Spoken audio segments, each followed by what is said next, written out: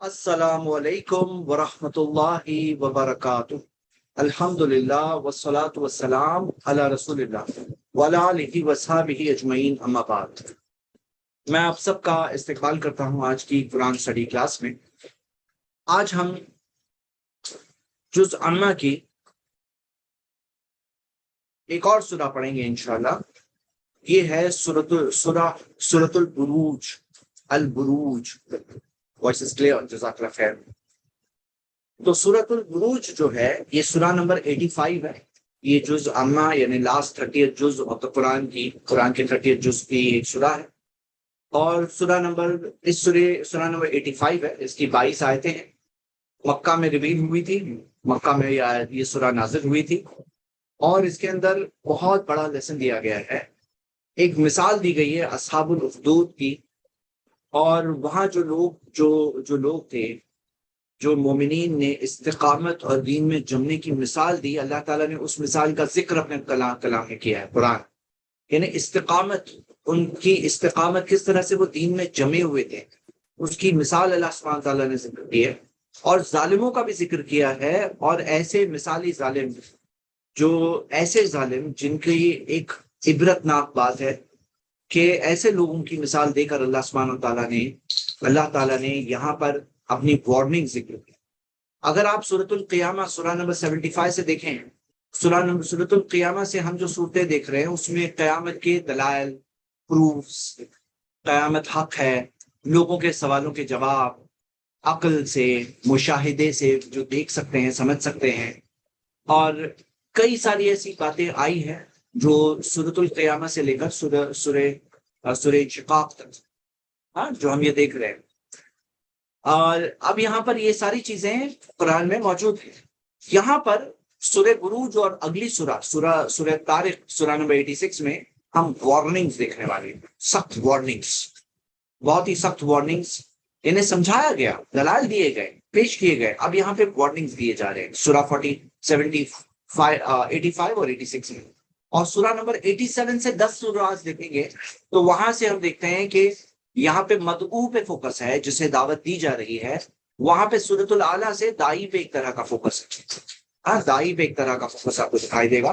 اور یہ بات ہم 10 صورتوں میں دیکھیں گے، اور یہ بات جو میں نے ذکر کی، شیخ ارشد رشید مدنی نے اپنی اہداف نام کی جو کتاب ہے قرآن کے اوپر، اس میں انہوں نے یہ سمری ذکر کی جو میں نے یہاں پر ریپیٹ کیا۔ تو آئیے ہم کنٹینیو کرتے ہیں، سورۃ البروج کو شروع کرتے ہیں، پڑھتے ہیں۔ آج یہ سورہ ہم اسٹڈی کر رہے ہیں۔ اعوذ باللہ من الشیطان الرجیم، بسم اللہ الرحمن الرحیم۔ اللہ سبحانہ تعالیٰ نے فرمایا وَالسَّمَاءِ ذَاتِ الْبُرُوجِ، اللہ تعالیٰ نے قسم کھائی ہے کس کی؟ وَالسَّمَاء، آسمان کی قسم کھائی ہے، ذات البروج، جو بروج والا۔ بروج کا مطلب کیا ہے؟ بروج کا مطلب کیا ہے؟ اور اس بارے میں ایک غلط فہمی ہے جو دکھائی دیتی ہے، جیسے انگلش ٹرانسلیشن میں آپ دیکھو گے کہ یوسف علی نے بروج کا ٹرانسلیشن یہ کیا ہے زوڈیاکل سائنس، اپنے اوریجنل میں زوڈیاکل سائنس، جو زوڈیاکل سائنس ہے نا، اسکارپیو، لیو وغیرہ، یہ ٹرانسلیشن کیا ہے۔ لیکن جو ریوائز ورژن ہے یوسف علی کا، اس میں وہ لوگوں نے چینج کر کے اسٹار کانسٹیلیشنز بنایا اسے۔ اب زوڈیاکل سائنس کا ترجمہ اگر کوئی کرے تو اس سے کیا ہوتا ہے کہ ایک لیجیٹمیسی مل جاتی ہے یہ ہاروسکوپ اور یہ ساری چیزوں۔ تو بروج کا مطلب ہم دیکھتے ہیں ایسا نہیں ہے۔ آپ اگر بروج کا مطلب دیکھیں تو آپ کو اس بارے میں سلف کے اقوال ملیں گے، میں آپ کو پڑھ کے سناتا ہوں۔ وَالسَّمَاءِ ذَاتِ الْبُرُوجِ کے تعلق سے ابن عباس، مجاہد، الضحاک، حسن بصری، قتادہ، السدی، یہ سب کا کہنا ہے یہ بروج کا مطلب یہ ستارے۔ اور اس بارے میں تفسیر میں ایک یہ بھی بات ملتی ہے، کیونکہ قرآن میں سورہ فرقان سورہ نمبر 25 کی آیت نمبر 61 ہے، تبارک الذی جعل فی السماء بروجا، کہ بابرکت ہے وہ ذات جس نے آسمان میں بروج بنایا۔ بروج یعنی کہ جو سٹار کانسٹیلیشنز ہوتے ہیں، جو سٹارز کے جو کانسٹیلیشنز ہوتے ہیں، یعنی سٹارز جس طرح سے آرگنائزڈ ہے، جس طرح سے وہ ذات بروج میں جس طرح سے ہے موجود، تو ہم دیکھتے ہیں سٹارز کی جو گیلیکسیز ہوتی، کانسٹیلیشنز ہوتے ہیں۔ تو آپ یہ دیکھیں گے فی السماء بروج، تو بروج کی تفسیر میں ایک تو بات ابن عباس وغیرہ سے ہے کہ یہاں پہ آپ دیکھیں گے کہ یہ لوگوں نے کہا ہے کہ ستارے مراد ہے، ستارے۔ ایک اور تفسیر جو ملتی ہے کہ جو کچھ آسمانوں میں ہے، ذات البروج میں سب، اس کے اندر سب آ جاتے ہیں، سورج چاند ستارے، جو سارے سارے جو میٹیئرز وغیرہ سب کے سب اس میں شامل ہیں۔ یہ بھی تفسیر میں ملتی ہے وہ سمائی ذات البروج میں۔ اور ایک تفسیر یہ بھی ملتی ہے کہ جو بیوٹیفل کریشنز ہیں، جو بیوٹیفل کریشنز ہیں، اور ہم یہ دیکھتے ہیں کہ یہ چیز جو ذکر ہے، آپ ذرا غور، اس میں کیا چیز، بہت دھیان سے بہت بات غور کریے۔ آپ جب غور کریں گے آپ کو ایک بات دکھائی دے گی کہ سما تو کئی صورتوں میں آیا ہے، آسمان کا ذکر کئی صورتوں میں آیا ہے، جیسے ابھی ہم نے پڑھے تھے اذا السماء انشقت، ہاں، اذا السماء انشقت، اور اسی طرح اذا السماء انفطرت، ہم نے پڑھے ہیں نا یہ سوراس کے اندر، یہ اذا السماء انفطرت، پھر اذا السماء انشقت ہم نے پڑھے، ہاں۔ اور اس سے پہلے بھی یعنی سما کے اوپر بہت کچھ آیا ہے، لیکن وہ ڈسٹرکشن کی بات آ رہی ہے، یعنی جو ختم ہوگا اس کا ذکر آ رہا ہے، قیامت کے دن جو ہر چیز ڈسٹروائے ہوگی، ان شقت ان فطرت۔ یہاں پہ جو سما جو ہے سورہ بروج کے اندر، ذات البروج، جو اس کا جو کنسٹرکشن ہے، جو بیوٹی ہے، جس طرح سے وہ ہے ابھی حال میں بیوٹیفل، وہ چیز ذکر آ رہی ہے، وہ سمائی ذات البروج۔ اور اللہ سبحانہ و تعالیٰ کی کس چیز کی آپ کو کیا چیز دھیان میں آتی ہے جب آسمان کا ذکر آتا ہے؟ تو اللہ کے پاور، اللہ کی حکمت، اللہ تعالیٰ کا کنٹرول، یہ ساری چیزیں دھیان میں آتی ہیں۔ اور یہ بات اس سورہ میں بہت ضروری ہے، ہاں بہت ضروری ہے کہ کیا بات آپ کے سامنے رکھی جائے گی ابھی، جو بات ہمارے سامنے ہے اس کے اندر یہ یاد رکھیے، اللہ تعالیٰ نے قسم کھائی ہے وہ سمائی ذات البروج۔ جب اللہ کسی چیز کی قسم کھاتے ہیں تو اس کے مقام کو، اس کی اہمیت کو بتاتے ہیں۔ والیوم الموعود، والیوم الموعود، اس چیز کے تعلق سے کہ جو دن کا وعدہ ہے، جو دن کا وعدہ ہے، جو وعدے والا دن ہے، اور یہ وعدے والا دن جو پرومسڈ ڈے، یہ کیا ہے؟ مفسرین کا اجماع ہے، کنسنسس اتفاق ہے کہ یہ قیامت کے دن کی بات ہو رہی ہے، کیونکہ قیامت کے دن اللہ کا وعدہ ہے، یہ دن بدلنے والا نہیں ہے، جو اللہ تعالیٰ اپنے وعدے کو یقیناً پورا کرے گا۔ یوم الموعود، جو وعدے کا دن، جو دن آ کر رہے گا، اور جس دن اللہ تعالیٰ نے وعدہ کیا ہے کہ اللہ سارے بندوں کو، انسانوں کو، جنوں کو، سب کو زندہ کرے گا پھر سے، پہلے سے لے کر آخر تک، قریب اور دور، سارے کے سارے، سب کے سب کو اللہ تعالیٰ زندہ کرے گا، اور قریب کا زمانہ ہو یا دور کا زمانہ ہو، سب کے سب کو اللہ زندہ کرے گا، اور اللہ تعالیٰ کا وعدہ یقیناً پورا ہی ہوگا۔ ان الساعۃ لآتیۃ لا ریب فیہا، قیامت آ کے رہے گی، اس میں کوئی شک نہیں ہے۔ والیوم الموعود، تو دوسری چیز جس کی اللہ تعالیٰ نے قسم کھائی ہے وہ ہے یوم الموعود، یعنی کہ قیامت کا دن۔ اور پھر اللہ تعالیٰ نے فرمایا وشاہد ومشہود، شاہد کون؟ جو گواہ، ہاں، جو گواہ ہوتا ہے، اور مشہود کیا؟ جس پر گواہی کی گئی، ہاں، جس پر یہ گواہی کی گئی۔ اور شاہد موجود کو بھی کہتے ہیں، اور جو جس پر یعنی جسے حاضر کیا گیا، تو حاضر ہے، جو شاہد ہے وہ شاہد، جیسے نبی صلی اللہ علیہ وسلم کے ناموں میں سے ایک نام شاہد بھی ہے، کہ شاہد و مبشر و نذیرا، ہم نے آپ کو الشاہد بنا کر بھیجا، یعنی گواہ بنا کر بھیجا، اور مبشر، خوشخبری دینے والا بنا کر بھیجا۔ تو نبی صلی اللہ علیہ وسلم ہم پر گواہ ہے، وَيَكُونَ الرَّسُولُ عَلَيْكُمْ شَهِيدًا، کہ تم شہداء علی الناس، تم گواہ بن جاؤ لوگوں پر، اور رسول تم پر گواہ۔ تو شاہد، اللہ تعالیٰ نے قسم کھائی ہے یہ شاہد کی، یعنی کہ گواہ کی، اور مشہود جس پر وہ گواہی دیتا ہے، مشہود جس کی وہ گواہی دیتا ہے، اس کی اللہ تعالیٰ نے قسم کھائی ہے۔ تو یہاں پر اللہ سبحانہ تعالیٰ نے تین چیزوں کی قسم کھائی ہے۔ سب سے پہلے اللہ سبحانہ تعالیٰ نے قسم کھائی ہے وہ سمائی ذات البروج، سما کا ایک اینگل خاص ذکر ہے، وہ ہے ذات البروج، یعنی آرگنائزڈ اینگل ہے، جو آرگنائزڈ ہے، جس طرح سے بڑے بڑے ستارے ہیں، ہاں، جو بڑے بڑے ستارے ہیں، جو بروج ہے، اس کا ذکر ہے۔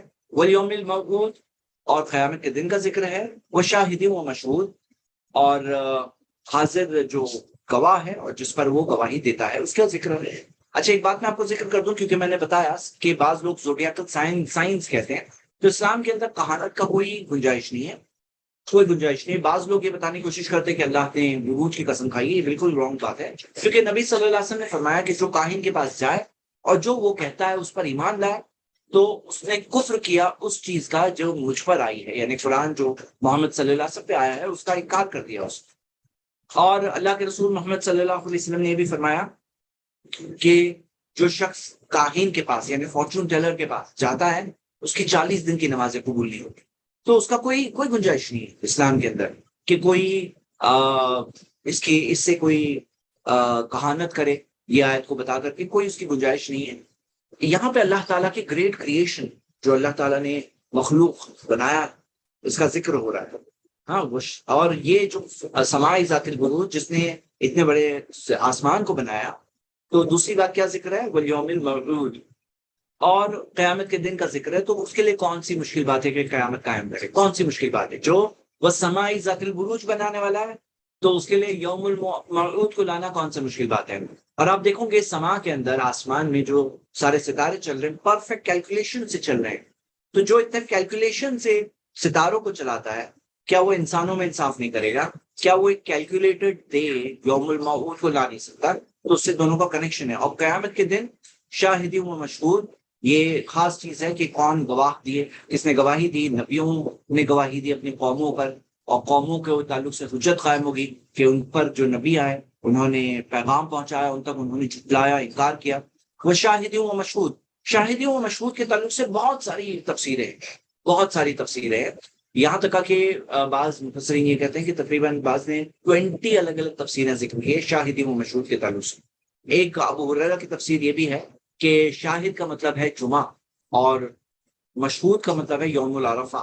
اس بارے میں ایک مرفوع حدیث، جو مرفوع یعنی کہ نبی صلی اللہ علیہ وسلم سے حدیث ابن کثیر نے ذکر کیا ہے، لیکن یہ حدیث سنداً ضعیف ہے۔ شیخ البانی نے اپنی تحقیق سلسلہ حدیث ضعیفہ میں حدیث نمبر 3754 میں بتایا کہ حدیث سنداً ضعیف۔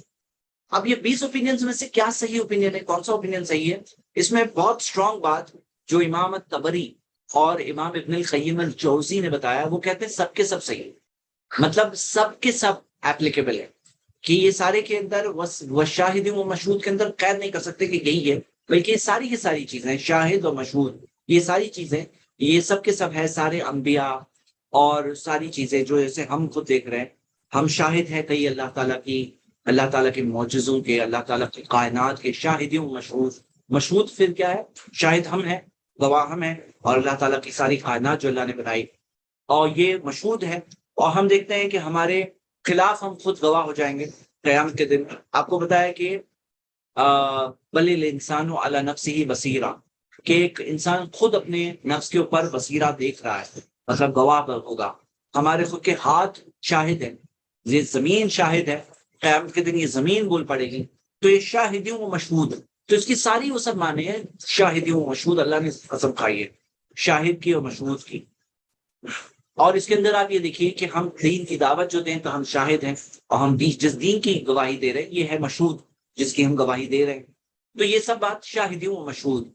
پھر اللہ تعالیٰ نے فرمایا اس چیز کے تعلق سے قتل اصحاب الاخدود، قتل اصحاب الاخدود کہ ہلاکت ہے۔ قتل ایکچولی جو ہے نا یہ فعیلا کے وزن پر ہے، یہ مجہول کا صیغہ ہے، ماضی مجہول، اس کا مطلب ہے مارے گئے۔ قتل کا مطلب مارے گئے، لیکن عربی زبان میں یہ ایک بددعا ہے، قتل یعنی کہ برباد ہو جائے۔ اصحاب الاخدود اللہ تعالیٰ نے دی ہے ان کے لیے، اور یہ بربادی ان کے لیے، کس کے لیے؟ اصحاب الاخدود کے لیے۔ اخدود کا مطلب کیا؟ خندق والوں کے لیے۔ اب خندق والے کے لیے کیوں بربادی ہے؟ کیونکہ خاص خندق والے تھے۔ کون سے خندق والے تھے؟ انہوں نے خندق کھودی تھی یہ لوگوں نے، اور کس کے لیے کھودی تھی؟ ہم یہ آیت پڑھ لیتے ہیں اور پھر آگے دیکھیں گے۔ الناری ذات الوقود، ایک خندق کھودی تھی جس کے اندر النار آگ تھی، ذات الوقود، وقود یعنی کہ ایندھن والی آگ، ذات الوقود ایندھن والی آگ، یعنی بہت ایندھن والی آگ والے اللہ تعالیٰ نے کا ذکر کیا کہ قتل اصحاب الاخدود النار ذات الوقود۔ پھر اللہ تعالیٰ نے فرمایا اذ ہم علیہا قعود، کہ جب وہ اس پر بیٹھے، مطلب اس کے پاس بیٹھے تھے، قعود، وہم علی ما یفعلون بالمؤمنین شہود، اور وہ جو وہ کر رہے تھے مومنوں کے ساتھ اس پر گواہ تھے۔ اب یہاں پہ آپ یہ دیکھیے شہود، وہ گواہ تھے، یعنی اب یہاں پہ کون ہے؟ یہ خود گواہ ہے شاہد ہے اپنے خود کے ظلم پہ کہ جو وہ ظلم کر رہے تھے مومنوں پر۔ یہ واقعہ کیا ہے؟ ہم اس کے اندر بہت ساری باتیں انشاءاللہ دیکھیں گے کہ یہ جو واقعہ ہوا جس کا ذکر یہاں پر آ رہا ہے، یہ واقعہ کون سا ہے؟ آپ کو حدیث صحیح مسلم میں ملے گی، اور میں صحیح مسلم سے ڈائریکٹلی یہ حدیث پڑھتا ہوں۔ یہ حدیث صحیح مسلم کے اندر 3005 ہے، 3005، اور جس کے اندر ایک لمبا واقعہ ہے جو ذکر ہے، اور آپ کو پڑھنا چاہیے، بہت انٹرسٹنگ ہے یہ جو پورا واقعہ ہے، جس کے اندر ذکر ہے کہ ایک بادشاہ تھا اور اس کے پاس ایک جادوگر تھا۔ جب جادوگر بوڑھا ہوا تو اس نے بادشاہ سے کہا کہ میں بوڑھا ہو گیا ہوں، تو کوئی مجھے جوان لڑکا دو تاکہ میں اپنا جادو، جو جادوگر تھا، جادو اپنا سکھائے اس بچے کو۔ تو بادشاہ نے کہا، ایک نوجوان کو طے کیا اور نوجوان کو کہا کہ وہ اس سے ٹریننگ لے، اس جادوگر سے ٹریننگ لے۔ تو نوجوان کو وہ جادوگر ٹریننگ دینے لگا، اپنی جادو کی ٹریننگ دینے لگا، بوڑھا ہو چکا تھا۔ اب نوجوان جب اس جادوگر کے پاس جاتا تو راستے میں اسے ایک راہب ملتا تھا، راہب جو روحانیت اختیار کی ہوئی، یعنی عیسائی مذہب پر چلنے والا ایک راہب، یعنی جو دین کے لیے، عبادت کے لیے فارغ، ٹوٹلی اللہ کی عبادت کرنے والا۔ اب جو راہب تھا وہ اسے ملتا تھا راستے میں، اور راستے میں ملتا تو اس سے بات کرتا، اور اسے وہ راہب کی باتیں بہت اچھی لگتی، اور اس سے وہ بہت امپریس ہوا، وہ نوجوان وہ راہب کی باتوں سے بہت امپریس ہوا۔ پھر اس کی عادت ہو گئی کہ وہ راہب کے پاس جاتا اور بیٹھتا، تو اس وجہ سے لیٹ ہو جاتا تو جادوگر اسے پنش کرتا، اور جادوگر کے پاس سے آنے میں لیٹ ہو جاتا تو اس کے لوگ اسے کہتے تھے کہ کیوں لیٹ ہو گئے۔ تو اس نے راہب سے کہا، تو راہب نے کہا کہ جب تمہیں جادوگر کا خوف محسوس ہو تو اس طرح سے کہو کہ گھر والوں کی وجہ سے لیٹ ہو گیا، اور گھر والوں کو کہو کہ جادوگر کی وجہ سے لیٹ ہو گیا، اور اس طرح سے وہ بات چلنے لگی اس کی۔ اب ایک دن ایسا ہوا کہ ایک راستے میں ایک دابتا، ایک جانور تھا، بہت بڑا جانور تھا جو راستے میں آ گیا تھا، اور جس کی وجہ سے راستہ لاک ہو گیا تھا، سب لوگ اٹک گئے تھے۔ تو نوجوان وہاں سے گزرا، اور جب وہ نوجوان وہاں پہ آیا اس نے کہا کہ آج مجھے پتا چل جائے گا کہ کون صحیح راستے پر ہے، یہ راہب صحیح راستے پر ہے یا جادوگر صحیح راستے پر ہے۔ تو جادوگر جو شیطان سے کی چیزیں، جو شیطانی چیزیں ہوتی جادو کے اندر جو سکھائی جاتی ہے، اور جو راہب جو زمانے میں جو دین تھا موجود، جو اسلام تھا موجود اور اللہ کی عبادت سکھانے والا وہ راہب تھا، تو وہ راہب کا راستہ صحیح ہے کہ یہ جادوگر کا راستہ صحیح ہے؟ تو اس نے ایک پتھر اٹھایا اور اس نے کہا کہ اے اللہ، اگر راہب کا معاملہ تجھے زیادہ، تیرے نزدیک زیادہ محبوب ہے، زیادہ پسندیدہ ہے، تو اس جانور کی موت کر دے اس پتھر سے، تاکہ لوگ اپنے راستے پر چل سکے، نکل سکے۔ تو یہ دعا اس نے کی، اور اس نے یہ پتھر اسے مارا، اور جب اس نے پتھر مارا تو وہ جانور مر گیا اور لوگ آسانی سے چلنے لگے۔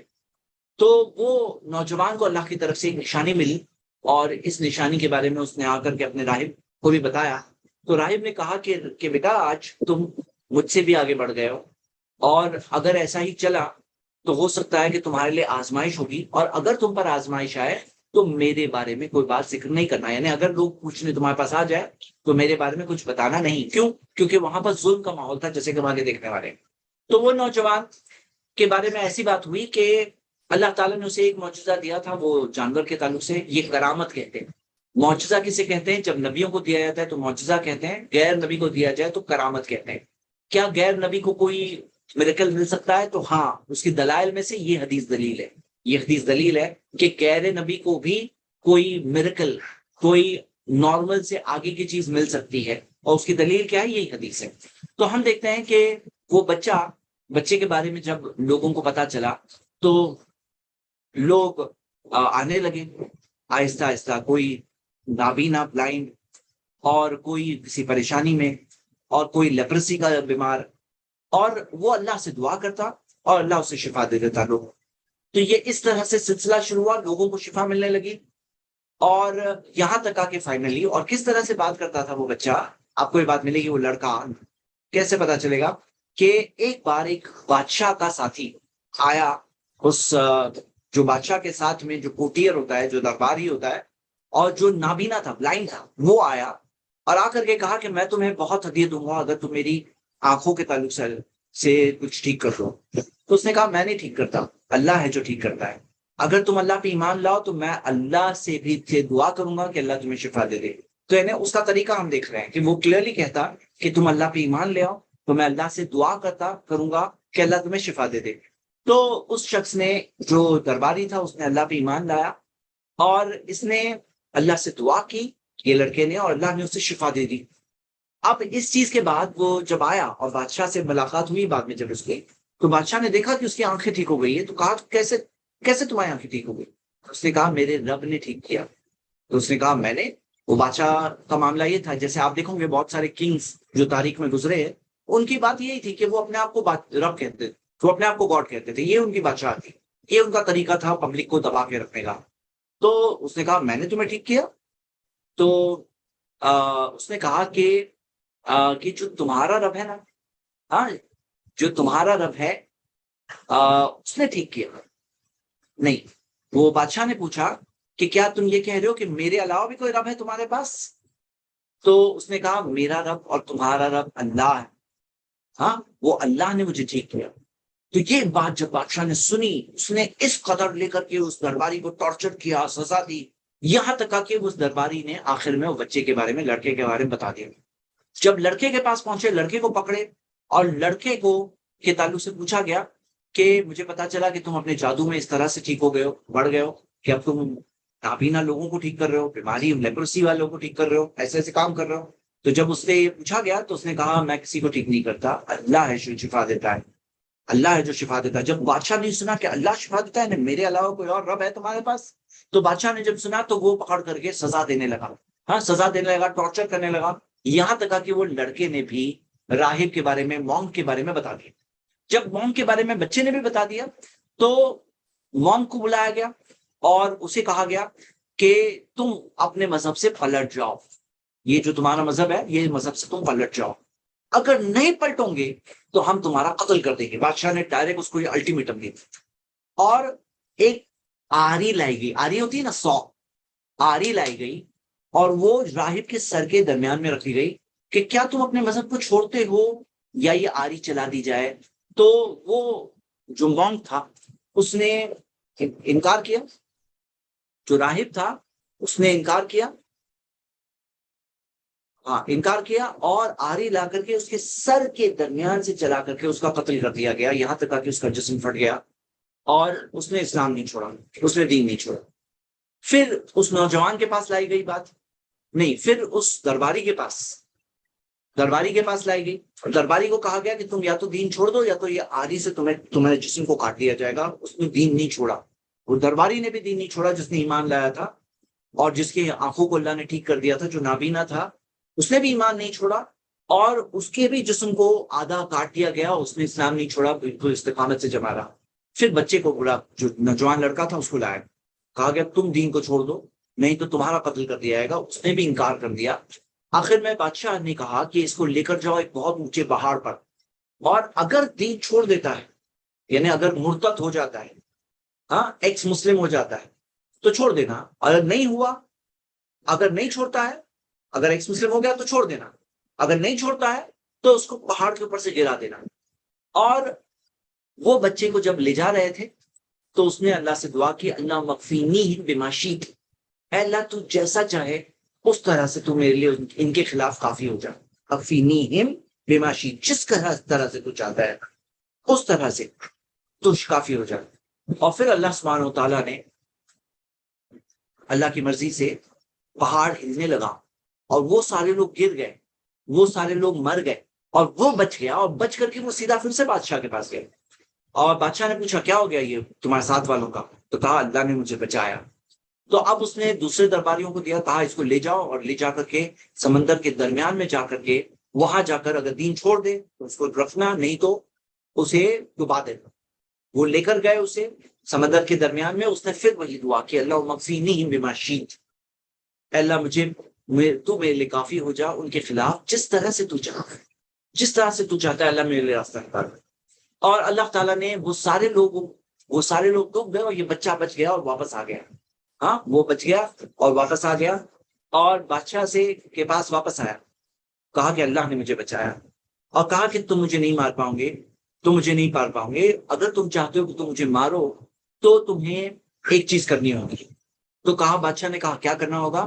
کہا کہ تم میرے اس تیر سے میرے تیر سے، اس میں سے کوئبر میں سے ایک تیر نکالو اور مجھے باندھو اور سب لوگوں کو جمع کرو، سارے لوگوں کو جمع کرو اور جمع کر کے مجھے پیڑ پر لٹکاؤ اور لٹکا کر کے میرے اس کوئبر میں سے ایک تیر کو نکالو، تیر نکال کر کے یہ کہہ کر مارو، کیا کہہ کر مارو، اس نے لفظ جو سکھایا بادشاہ کو، کہا کیا کہو، ایک منٹ رکیے، حدیث کے الفاظ ہے کہ بسم اللہ رب الغلام، اللہ کے نام سے جو اس لڑکے کا رب، اللہ کے نام سے جو اس لڑکے کا رب ہے۔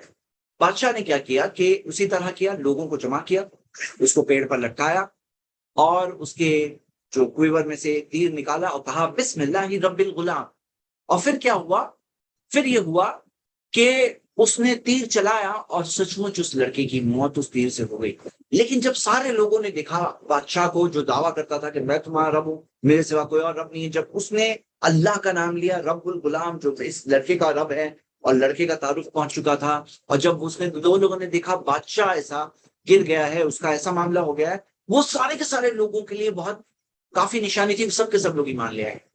جب سب لوگ ایمان لے آئے اور اس کو بادشاہ کو بتایا گیا کہ جو چیز کا تمہیں ڈر تھا وہی ہوا اور یہ سب لوگ ایمان لے آئے ہیں، تب بادشاہ نے حکم دیا کہ ایسے جو خندق کھود دی جائے اور خندق کھود کر کے اس کے اندر جلتی ہوئی آگ جلائے جائے، اور سب لوگوں میں سے جو لوگ دین چھوڑ دیتے ہیں ان کو چھوڑ دو، لیکن جو لوگ دین پر قائم رہتے ہیں ان کو سب کو اس آگ میں ڈال کر کے ان کو موت کی سزا دی جائے۔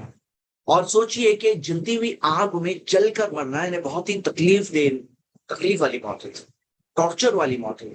اس نے اس طرح کی موت کا انتظام کیا سب کے لیے، اور وہ سارے لوگ جو ایمان لائے تھے سب استقامت سے دین پر جمے رہے، انہوں نے اپنی جانیں دے دی لیکن انہوں نے ایمان نہیں چھوڑا، انہوں نے ایمان نہیں چھوڑا۔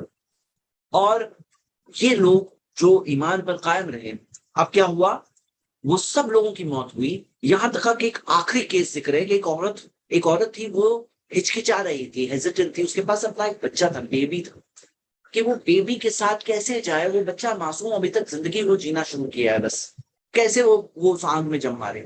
تو وہ سوچ رہی تھی، تو اس وقت پر ایک معجزہ اور ایک کرامت اور ایک یہ ہوئی کہ وہ بچے نے اپنی ماں سے کہا، کیا کہا اس نے اپنے بچے نے، وہ آخری لائن اس حدیث کی کہ کیا کیا کیا کہا کہ یا امی یا امہی اصبری فإنکی علی الحق، صبر کریں آپ حق پر ہو، صبر کرو آپ حق پر ہو۔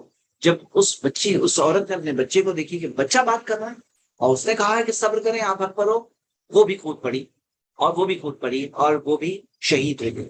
تو ہم دیکھتے ہیں کہ اللہ سبحانہ تعالیٰ نے اس چیز کا ذکر کیا، اور یہاں پر کیا ذکر ہے، یہ اصحاب الاخدود کا ذکر ہے کہ وہ لوگ یہ کام کر رہے تھے اور ان کا ذکر ہے، وَهُمْ عَلَىٰ مَا يَفْعَلُونَ بِالْمُؤْمِنِينَ شُهُودٌ، کہ وہ جو وہ کر رہے تھے مومنوں پر اس پر گواہ تھے۔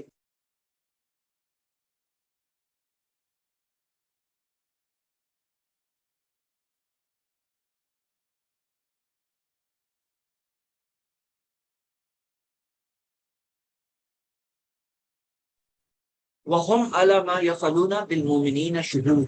اچھا الفاظ سے غور کریے کہ وہ جس طرح سے وہ لوگ گواہ تھے مومنوں پر جو ہو رہا ہے، اس سے کیا پتہ چلتا ہے؟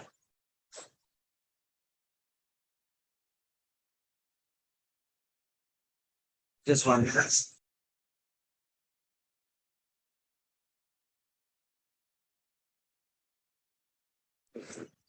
وَهُمْ عَلَىٰ مَا يَفْعَلُونَ بِالْمُؤْمِنِينَ شُهُودٌ، اس بات سے آپ کیا سیکھ رہے ہیں؟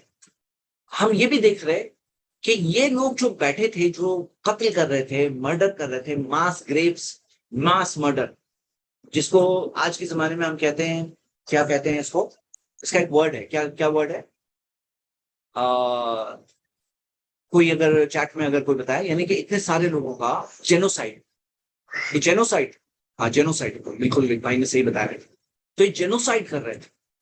اور جینوسائڈ کرنے میں آپ یہ آیت پڑھ کے کیسا لگ رہا ہے، یہ کیا پڑھ کے کیسے لگ رہا ہے آپ کو، وہ لوگ جو لوگ کر رہے تھے شہود بیٹھ کر کے دیکھ رہے تھے، یعنی کہ کوئی ہوتا ہے نا جو بالکل کر رہا ہے اور خوشی خوشی کر رہا ہے، انجوائے کر رہا ہے اس کو، یعنی ظالم جو ظلم کی ان کی حد ہوتی ہے، انتہا ہوتی ہے، کہ بالمومنین جو مومنوں کے ساتھ کر رہے تھے اس پر وہ گواہ بھی تھے، شہود۔ اور یہ بات مفسرین نے پوائنٹ آؤٹ کیا ہے ان کے جرم کے تعلق سے، کہ ایک تو جرم کر رہے تھے، وہ جرم کو ایک طرح سے انجوائے کر رہے تھے، وہاں بیٹھ کر کے دیکھ کر کے انجوائے کر رہے تھے، اللہ نے وہ چیز خاص ذکر کی ہے، وَهُمْ عَلَىٰ مَا يَفْعَلُونَ بِالْمُؤْمِنِينَ شُهُودٌ۔ لیکن آپ غور کریے، آپ غور کریے کہ سب سے پہلے اللہ تعالیٰ نے ان کے تعلق سے کہا قتل، برباد ہے وہ، اللہ تعالیٰ ان کے تعلق سے کہا قتل، ہاں، اصحاب الاخدود، یہ ان کا نام ہی آیا اصحاب الاخدود، اس کام کے ساتھ ان کے نام کو جوڑ دیا گیا، اخدود، خندق والے۔ اور پھر آپ یہ دیکھیے الناری ذات الوقود، اور آپ کو پتا ہے کہ ایک اور آگ کا ذکر ہے وقودها الناس والحجارہ، کہ ایسی آگ جس کا وقود، جس کا ایندھن انسان اور پتھر ہوں گے۔ تو یہ آگ کا ذکر ہے، اور وہ آگ کا بھی ذکر ہے، اور وہ آگ سے ان کی پہچان بن گئی ہے، جو آگ کی سزا دینے والے ان کو آگ کی ہی سزا ملنے والی ہے، جیسے کہ آگے ہم دیکھنے والے ہیں وَهُمْ عَلَىٰ مَا يَفْعَلُونَ بِالْمُؤْمِنِينَ شُهُودٌ۔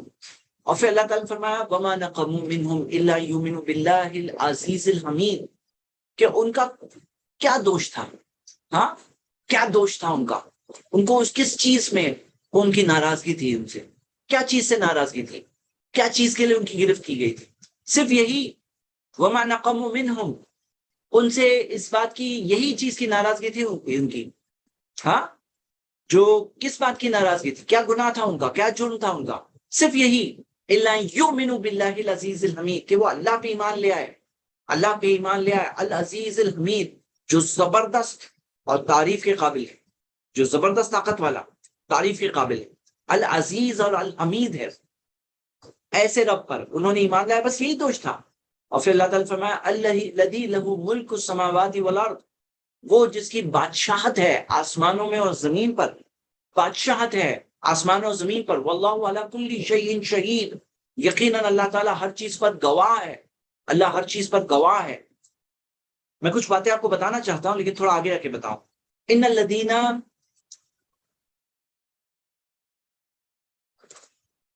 الذین فتنوا المؤمنین والمؤمنات، اب اللہ تعالیٰ نے کہا یقیناً وہ لوگ جو فتنوا، جو آزمائش میں ڈالتے ہیں، تکلیف میں ڈالتے ہیں، مومنوں کو، المومنین والمومنات، مومن مرد اور مومنہ عورتوں کو، خاص مومنہ عورتوں کا بھی الگ سے ذکر ہے، خاص، حالانکہ مومنوں میں شامل ہے عورتیں لیکن خاص مومنہ عورتوں کا بھی ذکر ہے۔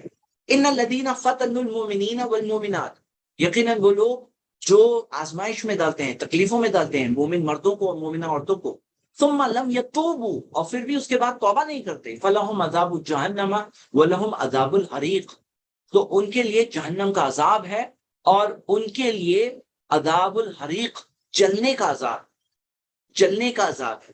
اس آیت کی تفسیر میں، جیسے تفسیر جلالین میں اور کئی تفسیروں میں یہ ویو انہوں نے اپنایا ہے کہ عذاب جہنم یہ آخرت کا عذاب ہے، اور یہ عذاب الحریق جلنے کا عذاب ذکر ہے۔ اور یہ پرٹیکولر کیس میں جہاں پہ اصحاب الاخدود کو جو لوگ وہ جلا رہے تھے مومنوں کو، تو اس کے بارے میں بعض مفسرین نے کہا ہے کہ ان کے لیے جلنے کا عذاب یعنی سزا کے طور پر دنیا میں بھی ان کو یہ جلنے کا عذاب ملا، کہ وہ آگ جو انہوں نے سلگائی تھی وہ اس میں سے باہر نکل آئے، اور وہ لوگوں کے لیے جلنے کا عذاب دنیا میں بھی تھا یہ لوگوں کے لیے۔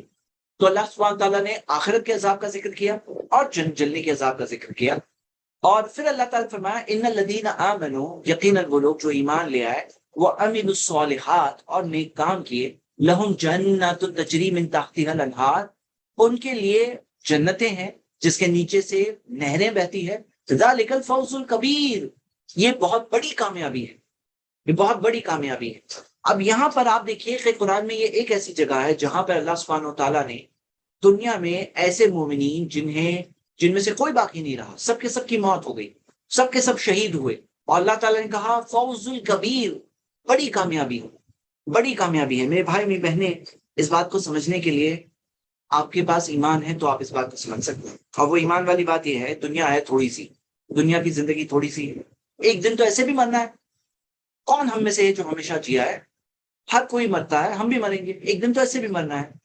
ان کی موت جو ہوئی اللہ کے دین پہ قائم رہنے کی وجہ سے، دین پر جمع رہنے کی وجہ سے، ایمان کے ساتھ میں ہوئی، جو ایمان کے ساتھ اور نیک اعمال کرتے ہوئے جو لوگوں کا انتقال ہوا، تو اللہ تعالیٰ نے ان کے لیے باغات جس کے نیچے سے نہریں بہتی ہے، جنت کا ذکر کیا ہے، اور کہا فوز الکبیر، بہت بڑی کامیابی۔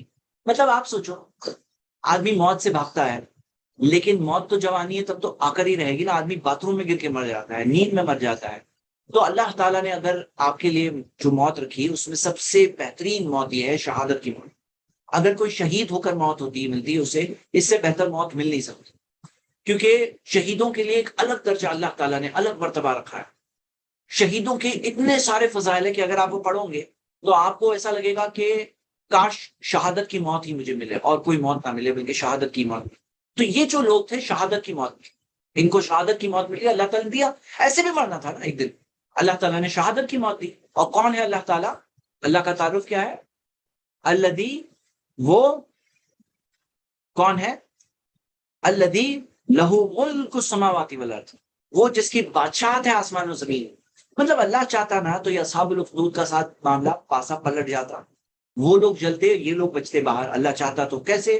اللہ سبحانہ تعالیٰ نے چاہا تو آپ دیکھیے کتنے سارے معجزے ان دنوں میں ہوئے, وہ بچے کے ساتھ ہوئے, اور بھی ہو سکتا تھا, کوئی مشکل نہیں. الذی لہ ملک السماوات والارض. لیکن اللہ کی حکمت ہوتی ہے کہ اللہ تعالیٰ نے وہ لوگوں کو کیا دیا؟ اللہ تعالیٰ نے دیا فوز الکبیر. اللہ تعالیٰ نے دیا فوز الکبیر, بہت بڑی کامیابی دی. اگر کوئی یہ بات کو نہیں سمجھ سکتا, بولے ایسا کیوں ہوا, ایسا کیوں ہوا, ہم ان سے یہ کہتے ہیں اگر دنیا کی زندگی ہی ہے سب کچھ تو ہاں تم بول رہے ہو, صحیح بول رہے ہو کہ دنیا سب کچھ ہے اور یہ لوگ دنیا میں جل کے مر گئے, او ہو بہت برا ہو گیا. لیکن دنیا تو بہت تھوڑا ہے, اتنا تھوڑا کہ نبی صلی اللہ علیہ وسلم نے فرمایا جیسے انگلی سمندر میں ڈباؤ کیا لے کر آئے گی. تو دنیا ایسے انگلی سمندر میں ڈباتے بس اتنا ہے, اور سمندر جو آخرت. تو یہاں پر اللہ تعالیٰ نے ایسی موت دی, آخرت کی کامیابی مل گئی, فوز الکبیر, بہت بڑی کامیابی ہے. تو ہمارے لیے تو کوئی افسوس کی بات نہیں ہے, بلکہ خاص قرآن کی ایک سورہ ہے جو قیامت تک ہم پڑھتے رہیں گے, جس کے اندر یہ اصحاب الاخدود نے جو مارا تھا مومنین کا, یہ مومنین کا ذکر ہے اور یہ ایمان والوں کا ذکر ہے, ان کی استقامت کا ذکر ہے. ہم پڑھتے رہیں گے قیامت تک, وہ کہیں گے ذالک الفوز الکبیر, کہ یہی ہے بڑی کامیابی. یہ بڑی کامیابی ہمارا یہ ماننا ہے کہ they were very successful, incredibly successful. ایمان کے ساتھ گئے نا, فیل نہیں ہوئے نا, وہ لوگ پھسلے نہیں, وہ لوگ جمے رہے, اللہ تعالیٰ نے استقامت دی وہ لوگوں کو. یہ ہے فوز الکبیر, ہمارے لیے یہ کامیابی ہے, بڑی کامیابی. اور دنیا امتحان ہے, اللہ جیسے چاہتا ہے امتحان لیتا ہے. اب چند باتوں کو ہم غور کریں. ایک بات جو حسن بصری رحمہ اللہ نے بات کہی ہے, بڑی زبردست بات کہی ہے, اور یہ سیم سینٹنس آپ دیکھو گے تفسیر السعدی میں بھی, تفسیر ابن کثیر میں بھی, سب میں یعنی یہ سینٹنس لوگوں نے مس نہیں کیا. حسن بصری کہتے ہیں کہ اللہ تعالیٰ کی رحمت دیکھو, اللہ کی شفقت دیکھو, کہ جو لوگوں نے اللہ کے اولیاء کا قتل کیا, جو لوگ سے اللہ محبت کرتا ہے, ایسے اولیاء کا لعنت جو لوگوں نے قتل کیا, اللہ تعالیٰ نے کیا فرمایا ان الذین فتنوا المؤمنین والمؤمنات, جو مومن مرد اور مومنہ عورتوں کو آزمائش میں ڈالتے ہیں, تکلیفوں میں ڈالتے ہیں, ثم لم یتوبوا, پھر بھی توبہ نہیں کرتے. تو اللہ تعالیٰ نے ایسے لوگ جنہوں نے اللہ کے اولیاء کا قتل کیا, اللہ تعالیٰ نے پھر بھی ان کے لیے توبہ کا ذکر کیا. ثم لم یتوبوا مطلب توبہ کر لے تو پھر بھی بچ جائیں گے. جو کرتے ہیں ظلم اور پھر بھی توبہ کرتے ہیں تو بچ جائیں گے, لیکن توبہ نہیں کیے فلہم عذاب جہنم ولہم عذاب الحریق. تو عذاب جہنم اور جلنے کے عذاب کا جو ذکر ہے تو اس میں اس سے پہلے کیا ہے, توبہ کا ذکر ہے. تو حسن بصری کہتے ہیں کہ اللہ کی رحمت کو دیکھو, اللہ تعالیٰ نے ایسے ظالموں کو بھی توبہ کا موقع دیا, ایسے ظالموں کو بھی توبہ کی دعوت دی ہے. ایک طرح سے جب کہا ثم لم یتوبوا تو ان کو توبہ کی دعوت دی. تو یعنی کوئی ایسا شخص ہے جس نے مومن مرد مومنہ عورتوں کو تکلیف دی ہے اور وہ توبہ کر لے تو پھر اس کے لیے بچنے کا راستہ ہے. ثم لم یتوبوا, توبہ نہ کرے, فلہم عذاب جہنم ولہم عذاب الحریق, ہاں ولہم عذاب الحریق. تو آپ یہ دیکھیے, اور اس میں آپ دیکھ رہے ہیں کہ شروعات کہاں سے ہوئی تھی, والسماء ذات البروج, آسمان جو بروج والا, اسٹار کانسٹیلیشن, آرگنائز سسٹم والا آسمان. ایسا نہیں کہ ڈس آرگنائز, کہ سب ایسے بھی کچھ بھی ہو رہا ہے, نہیں, سسٹمز والا ہے. اس کے اندر اسٹار کانسٹیلیشن ہے, بڑے بڑے ستارے ہیں. تو اللہ تعالیٰ نے اپنا ذکر جو کیا, ہاں اللہ سبحانہ تعالیٰ نے کیا بتایا کہ اللہ کون ہے, اللہ تعالیٰ نے اپنی تخلیق کا, اپنی کریشن کا ذکر کیا. اور الذی لہ ملک السماوات والارض, یہ ذکر کیا ہے کہ وہ کوئی کمزور رب نہیں ہے. ہاں وہ کس کی عبادت کر رہے ہیں, اپنے رب کی عبادت کر رہے تھے. ان کا یہی دوش تھا کہ یؤمنوا باللہ العزیز الحمید, جو باعزت مطلب غلبے والا, زبردست, العزیز, اور الحمید جو اس کے لیے ہمیشہ تعریف ہے. حمید کانسٹنٹلی تعریف اس کے لیے, ہمیشہ تعریف اس کے لیے. تو العزیز الحمید, اور اللہ سبحانہ تعالیٰ نے خود کا ذکر کیا اور یہ بتایا. تو یہ بات کو سمجھنا چاہیے کہ اللہ سبحانہ تعالیٰ کا پلان بہت بڑا ہے, اللہ کا پلان بہت بڑا ہے. یہی بات سمجھ میں آ رہی ہے نا, یہی بات سمجھ میں آ رہی ہے, اور یہی بات ذکر ہے. ان الذین آمنوا وعملوا الصالحات پڑھنے کے بعد ان بطش ربک لشدید، اللہ کی پکڑ، ہاں یقیناً پکڑ تمہارے رب کی لشدید بہت سخت ہے، تمہارے رب کی پکڑ بہت سخت ہے، اللہ کی پکڑ بہت سخت ہے، یاد رکھیے اس بات کو، کوئی اللہ کی پکڑ سے بچ نہیں سکتا۔ ان بطش ربک لشدید، اللہ تعالیٰ کی سزا جب آتی ہے تو کوئی بچنے کا راستہ نہیں ہوتا۔ کیوں؟ کیوں؟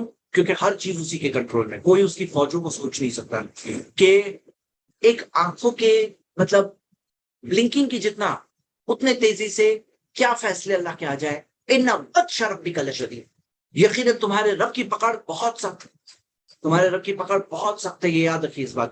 اس میں ہمارے لیے بھی ڈرنے کی بات ہے کہ کبھی ہم ظلم نہ کریں لوگوں پر، کہیں ہم ظالم نہ بنیں اور ہم گمراہی کے راستے لیں گے۔ تو ان بطش ربک لشدید، کہاں بچ کے جاؤ گے؟ کہاں بچ کے جاؤ گے؟ ان بطش ربک لشدید انہ هو یبدئ ویعید، کہ یہی وہی ہے جو اس نے بنایا اور وہی اسے لوٹائے گا۔ پروف ہے، یہ کیا ہے؟ یوم الموعود جس کا ذکر ہے قیامت کے دن کا، اس کا پروف ہے وہ انہ هو یبدئ ویعید، کہ وہ ہے جو پیدا کرنے والا اور پھر سے بنانے والا۔ پیدا کرنے والے کے لیے پھر سے بنانا کون سا مشکل ہے؟ جس نے پہلی بار بنایا وہ پھر سے بنانا اس کے لیے کون سی مشکل بات ہے؟ انہ هو یبدئ ویعید۔ پھر اللہ تعالیٰ نے فرمایا آگے وَهُوَ الْغَفُورُ الْوَدُودُ، وہ معاف کرنے والا ہے اور ودود ہے، محبت کرنے والا ہے۔ اللہ تعالیٰ الودود، اور اللہ کی محبت جیسی کوئی محبت نہیں ہے، جس طرح سے اللہ کے جیسا کوئی نہیں ہے، لیس کمثلہ شیء، اس کے جیسا بمثل کوئی نہیں ہے، اس کی محبت جیسی کوئی محبت نہیں ہے۔ اللہ کی محبت جو ہے نا، اس کے کمپیریزن کوئی محبت سے نہیں ہے۔ وَهُوَ الْغَفُورُ الْوَدُودُ، ہاں ودود، اور آپ یاد رکھیے کہ اللہ تعالیٰ ودود ہے، اور کئی جگہوں پہ قرآن میں دیا ہوا ہے کہ اللہ تعالیٰ فلاں سے محبت کرتا ہے، اللہ تعالیٰ صبر کرنے والوں سے محبت کرتا ہے، ایمان والوں سے محبت کرتا ہے، اور ایمان والوں کے بارے میں بھی دیا ہوا ہے۔ جیسے آپ سورہ مائدہ پڑھیں گے، سورہ 5 آیت نمبر 54، تو اللہ کے کچھ اچھے مومن بندوں کی جو مثال دی گئی ہے، تو اللہ تعالیٰ نے فرمایا یحبہم ویحبونہ، اللہ ان سے محبت کرتا ہے، وہ بھی اللہ سے محبت کرتے ہیں، اللہ ان سے محبت کرتا ہے، وہ بھی اللہ سے محبت کرتا ہے۔ وہ الغفور الودود، کہ اللہ محبت کرنے والا ہے۔ اچھا، بعض لوگ یہ بات کو ہائی لائٹ نہیں کرتے ہیں، جو اللہ تعالیٰ کی صفت ہے کہ الودود، اللہ کے ناموں میں سے نام ہے الودود، محبت کرنے والا۔ تو یہ بات کا تعارف ہم لوگوں تک نہیں پہنچاتے کہ اللہ تعالیٰ کی محبت پانے کی کوشش کرو، اللہ کی محبت میں اللہ کی عبادت کرو، اللہ کی محبت میں فرما برداری کرو، اللہ کی محبت میں گناہوں سے بچو، کیونکہ تم اللہ سے محبت کرتے ہو۔ قل ان کنتم تحبون اللہ، اگر تم اللہ سے محبت کرتے ہو فاتبعونی، تو نبی کی پیروی کرو۔ اسی وجہ سے اللہ کی محبت میں نبی کی پیروی کرنا، محمد صلی اللہ علیہ وسلم کی پیروی کرنا، اللہ کی محبت، اور اللہ بھی محبت کرنے والا ہے اور معاف کرنے والا بھی ہے۔ معاف کرنے کا جو ذکر ہے، غفور الغفور جو ذکر ہے، کیونکہ بعض لوگ کیا سمجھتے ہیں معاف کرنے کے بعد محبت ملے نہیں ممکن ہے، تو نہیں، اللہ تعالیٰ نے فرمایا وَهُوَ الْغَفُورُ الْوَدُودُ، غفور کے بعد الودود ذکر ہے، یعنی معاف کرنے کے بعد، یعنی تم گنہگار ہو، تم سے خطا ہو جاتی ہے، مسٹیک ہو جاتی ہے، پھسل جاتے ہو، تو بھی تم اللہ تعالیٰ سے معافی مانگ سکتے ہو، معافی مانگ کے اللہ کے قریب آ سکتے ہو، اور ممکن ہے کہ اللہ تعالیٰ کی محبت پانے والے بن جاؤ، یعنی کہ اللہ کے قریبی بندوں میں سے بن جاؤ۔ تو وہ الغفور الودود، تو ایسا نہیں ہے کہ تم گناہ کیے نا، اب تمہارے لیے محبت پانے کا کوئی چانس نہیں، اب تم گئے، اب تمہارے لیے کوئی راستہ نہیں ہے، ایسا نہیں ہے جیسے بعض لوگ سمجھتے ہیں۔ بعض لوگ یہ سمجھتے ہیں کہ اللہ کی محبت پھر ملتی نہیں ہے، اب تو گناہ ہو گیا، اب تو محبت ملنے کا چانس ہی نہیں ہے، مجھ سے کیا محبت کرے گا اللہ تعالیٰ، میں مجھ سے کیا کرے گا؟ تو نہیں، ہم میں سے کوئی ایسا نہیں سوچے کہ کیونکہ وہ الغفور الودود، وہ معاف کرنے والا بھی ہے اور محبت کرنے والا، بلکہ اللہ تعالیٰ معاف کرنے سے اس طرح سے پسند ہوتا ہے، اس طرح سے خوش ہوتا ہے اللہ تعالیٰ۔ تو اللہ کے نبی محمد صلی اللہ علیہ وسلم نے بتایا کہ اللہ کی مثالیں ہیں اس کی، جس طرح سے اگر کوئی تم میں سے کوئی ریگستان میں ہو، اس کی سواری گم ہو جائے، ہاں، اور پھر سواری مل جائے گی تو کتنا خوش ہوگا اللہ تعالیٰ۔ بندے کی توبہ کرنے سے، بندہ جب توبہ کرتا ہے تو اللہ بہت خوش ہوتا ہے۔ تو اللہ تعالیٰ کے بارے میں کیا، وہ الغفور الودود، ذو العرش المجید، ذو العرش المجید، یہ جو عرش والا المجید۔ اب یہ المجید کی ہمیں آپ ابن کثیر دیکھیں، تفسیر میں کثیر، تو المجید کے تعلق سے دو تفسیریں ملتی ہیں کہ وَهُوَ ذُو الْعَرْشِ الْمَجِيدُ یا المجیدی۔ اگر ذو العرش المجید ہے تو پھر یہ المجید اللہ کی طرف جا رہا ہے، یہ مجید یعنی عرش والا، اور المجید جو فضل و کرم والا ہے، آنر، فضل و کرم والا، آنریبل ہے، آنریبل مجید، ہاں، باعزت، تو بزرگی والا، ہاں، عزت و فضل والا، کرم والا، المجید۔ تو یہ المجید یہ بھی آتا ہے تفسیر میں، المجید اور المجیدی بھی آتا ہے۔ المجید ہے تو اللہ کی طرف یہ بات کی ذکر ہے، المجید۔ اور اگر آپ دیکھو تو پھر یہاں پہ وہ الغفور الودود کے بعد میں الغفور الودود کے بعد المجید، یہ تین صفتیں یہاں پہ ذکر ہے، اور درمیان میں ذکر ہے ذل عرش، عرش والا۔ تو اللہ تعالیٰ کی مخلوق میں سب سے اعلیٰ مخلوق جو ہے وہ عرش ہے، تو اللہ تعالیٰ نے عرش کا خاص ذکر کیا، ذل عرش، عرش والا۔ عرش والا کا مطلب یہ عرش جو مخلوق ہے، اور اللہ تعالیٰ عرش کے اوپر استوى علی العرش، کہ عرش کے اوپر مستوی، اس طرح سے جس طرح سے وہ تمام کمیوں سے پاک ہے، اللہ کی تمام صفات تمام کمیوں سے پاک ہے، ون وچ بفٹس ہز میجسٹی، جو اس کے شایان شان۔ اللہ تعالیٰ کے ساتھ ہم کسی اور کو کمپیئر نہیں کر سکتے، تو آپ اگر کوئی بادشاہ کو دیکھ رہے ہو جو اپنے تخت پہ بیٹھا ہے، اللہ کا کوئی کمپیریزن کسی بادشاہ سے نہیں ہے۔ اللہ تعالیٰ ذل عرش، اب عرش کا جو خاص ذکر ہے کیونکہ وہ بہت اعلیٰ مخلوق ہے اللہ کے، اور المجید اگر دیکھیں گے تو الغفور الودود کے ساتھ ایک صفت المجید یہاں پہ ذکر ہے، لیکن یہاں پہ ذل عرش المجیدی بھی ایک تفسیر آتی ہے کہ، اور آپ دیکھو کہ قرآن کی کئی الفاظ ایسے ہیں جسے پڑھنے کے ایک سے زیادہ طریقے ہیں، کیونکہ قرآن جو نازل ہوا 7 احرف میں نازل ہوا، 7 احرف میں نازل ہوا۔ قرآن بعض کی تفسیر ہے، تو وہ ایک آیت جب ایک سے زیادہ طریقے سے پڑھی جاتی ہے وہ خود اس کی تفسیر بھی ہوتی ہے، اس کے اندر کمپلیمنٹری میننگ ملتی ہے، کانٹراڈکٹری میننگ نہیں ملتی ہے۔ تو یہاں پہ عرش کے بارے میں ایک تفسیر ہے کہ عرش المجید، جیسے قرآن المجید، قرآن میں 2 جگہوں پہ قرآن کو المجید کہا گیا ہے، تو عرش کو بھی المجید کہنا یہ بھی ایک یعنی کہ عزت والا عرش، اللہ کے عرش کی صفت ہوئی ہے المجید۔ اچھا ایک بات میں واضح کر دوں کہ المجید اللہ کے ناموں میں سے نام ہے المجید، اور یہ جگہ پر اگر عرش کے بارے میں کہیں تو بھی سورہ ہود کی آیت ہے، سورہ 11 آیت نمبر 73، انہ حمید مجید، کہ جہاں پہ اللہ تعالیٰ نے اپنے بارے میں کہا کہ وہ حمید ہے، مجید ہے، تو مجید نام اللہ کے ناموں میں سے نام کنفرمڈ ہے۔ ایک جگہ اور ہے قرآن میں سورہ 11:73 میں، جس سے وہ بات ثابت ہو جاتی ہے، یعنی مجید نام کنفرم ناموں میں سے نام ہے اللہ کا، اللہ کے ناموں میں سے المجید نام ہے، کیونکہ یہاں اگر عرش کے تعلق سے جاتی تو بھی وہ بات سورہ ہود کی آیت سے ثابت ہے۔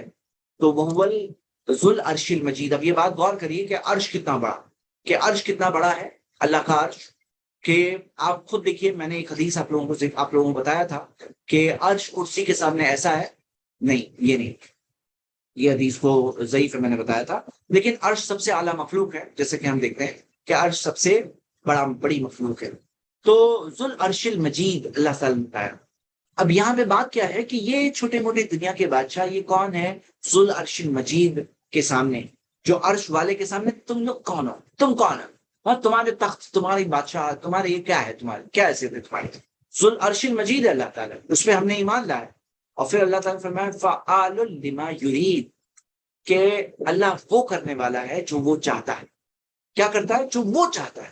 مطلب تم مومنین بھی سمجھتے ہو کہ اللہ یہ کیوں نہیں کرتا، اللہ وہ کیوں نہیں کرتا، اللہ ختم کیوں نہیں کر دیتا، اللہ نے مار کیوں نہیں دیتا، اللہ فوراً سزا کیوں نہیں بھیج دیتا، جیسے بعض لوگ بولتے ہیں نا، تو نہیں، تمہارے کہنے کے حساب سے نہیں چلتا، فعال لما یرید، کیونکہ اللہ کا پلان بہت بڑا ہے، اس کی پکڑ بہت بڑی ہے، ان قیدی متین، اللہ تعالیٰ کہا کہ میرا پلان بہت مضبوط ہے۔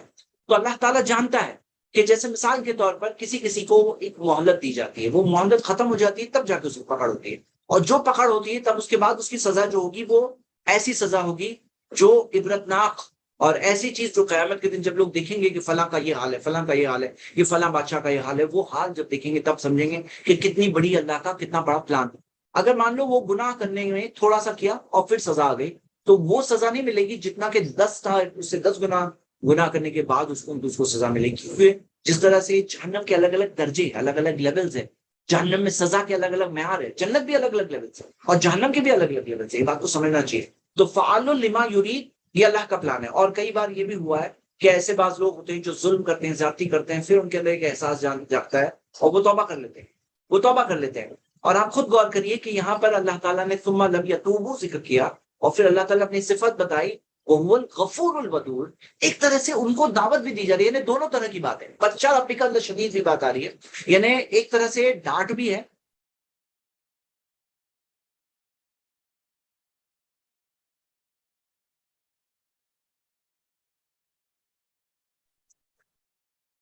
جہاں پہ غفور الودود بھی ذکر ہے،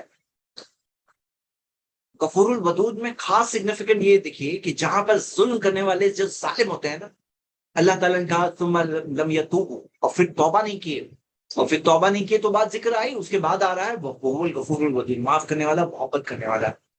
اور ایسا ہوا ہے، ایسے ظالم تھے جنہوں نے ظلم کی انتہا کی اور پھر بعد میں توبہ کی، پھر سدھر گئے، پھر دین کی خدمت کرنے والے بن گئے، دین کے نارمل مسلمانوں سے بہت زیادہ خدمت کی وہ لوگ۔ اللہ کا پلان ہے، اللہ کا پلان ہے، آپ کو پتا نہیں ہے۔ ہم کیا ہے، ہمارے سامنے وہ دیکھتے ہیں، تو ہمارا کام جو ہے وہ ہم اپنا کام کیوں نہیں کرتے؟ ہم اپنا کام کرو بس۔ اللہ کیا یہ کیوں نہیں کرتا ہے؟ وہ آپ اللہ کو سکھاؤ گے، آپ اللہ کو بتاؤ گے، اللہ کو پتا ہے کیا کرنا ہے نا، فعال لما یرید۔ اللہ وہ ہے، وہ کرتا ہے جو وہ چاہتا ہے، تو وہ چاہتا ہے، اللہ تعالیٰ کا چاہنا، اللہ بہتر جانتا ہے کیا کرنا ہے، کس وقت پہ کیا کرنا ہے، اللہ جانتا ہے۔ ہاں، اور آپ اس بات کو، یہ بات کو سمجھیں کہ جیسے کن فیکون، ہو جا اور ہو جائے، یہ اللہ تعالیٰ کا معاملہ ہے۔ اللہ تعالیٰ نے فرمایا کہ لا یسأل عما یفعل وهم یسألون، جو اللہ کرتا ہے اس کے بارے میں اللہ سے نہیں پوچھا جائے گا، ان سے پوچھا جائے گا، ان سے پوچھا جائے گا، ہم سے پوچھا جائے گا۔ اللہ جو کرتا ہے اس سے تعلق سے اللہ سے نہیں پوچھا جائے گا۔ آپ خود دیکھو تو صحیح، اس کی کائنات کو دیکھ لو، اس کو سمجھ میں نہیں آتا ہے تو کائنات کو دیکھ لو، اس کی کائنات کو دیکھو، سمجھو کتنی بڑا سسٹم ہے، کتنا بہترین اعلیٰ معیار ہے، اور تم کون ہو، تمہاری کیا حیثیت ہے، تمہاری کتنی عقل ہے، تمہارا کتنا کنٹرول ہے۔ ایک بچے کو کنٹرول نہیں کر سکتا، وہ چاند ستاروں کو کنٹرول کرتا ہے، بڑے بڑے ستاروں کو، اسٹار کانسٹلیشن کو، ہر ایک کو ٹریک پہ رکھا ہے۔ تمہاری حیثیت کیا ہے؟ ہاں، حیثیت کیا ہے؟ تو یہاں پہ کیا ہے کہ ایک انسان کو سمجھنا چاہیے کہ وہ آسمانوں کا جو مالک ہے نا، فعال لما یرید، وہ کرتا ہے جو وہ چاہتا ہے، اور لا یسأل عما یفعل وهم یسألون، جو وہ کرتا ہے اس کے بارے میں اس سے نہیں پوچھا جائے گا، ان سے پوچھا جائے گا، لوگوں سے پوچھا جائے گا، اللہ سے نہیں پوچھا جائے گا۔ یہ بات کو سمجھیے، اور اس سے بات ہم اپنی حیثیت سمجھیں گے، ہمارا غرور ٹوٹے گا، ہماری ایروگنس ٹوٹے گی، کیونکہ وہ سمائی ذات البروج سے بات شروع ہوئی، وہ سمائی ذات البروج والا ہے۔ اب بات سمجھ لو، فعال لما یرید، وہ کرتا ہے جو وہ چاہتا ہے۔ اللہ کا پلان بہت بڑا ہے، امتحان چل رہا ہے، اللہ ان کا بھی امتحان لے رہا ہے، ہمارا بھی امتحان لے رہا ہے۔ اور پھر اللہ تعالیٰ نے فرمایا هل اتاک حدیث الجنود، کیا تمہارے پاس لشکروں کی خبر نہیں آئی ہے؟ آئیے، لشکروں کی خبر، جنود جو لشکر تھے، فرعون کا لشکر، دوسرے لوگوں کے لشکر، ان کی جو فوجی، ان کی فوجوں کا کہانی آئی ہے نہیں آئی ہے تمہارے پاس؟ مطلب تم کیوں ڈاؤٹ میں پڑھ رہے ہو، کیوں کوشچن، کیوں تمہارے دل میں سوال اٹھ رہا ہے؟ دونوں کے دلوں، مومنوں کے دل میں بھی سوال آئے گا کہ اللہ سزا کب بھیجے گا، کیا کرے گا۔ تو اللہ تعالیٰ نے کہا کیا تمہارے پاس لشکروں کی خبر نہیں ہے؟ اور وہ لوگ مجرمین بولے ہم تو مومنوں کے ساتھ ایسا کر رہے ہیں، ہم تو ان کو جلا کے مار رہے ہیں، اور ہم پہ سزا آ رہی ہے کہ نہیں آ رہی ہے؟ ہاں، تو اللہ تعالیٰ نے کہا هل اتاک حدیث الجنود، کیا تمہارے پاس فوجوں کی جو فوج ہے، جو لشکریں ہیں، ان کی سزا، ان کی خبر نہیں آئی ہے تمہارے پاس؟ نہیں آئی ہے کیا؟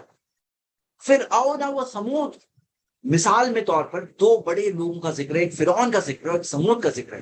جو عاد اور سمود جو تھے نا، وہ اپنے قد و قامت میں، اپنے ہائٹ، باڈی بلڈ میں، اپنے پاور اور طاقت میں مثالی سویلائزیشن تھی عاد اور سمود۔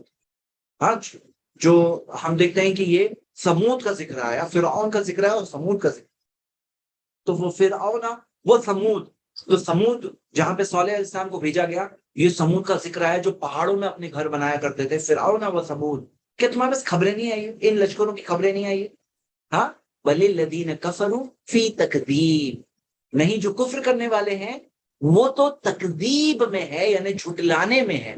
مطلب ان کا معاملہ کیا ہے، ایٹیٹیوڈ ہی ان کا ویسا ہے، فی تکذیب۔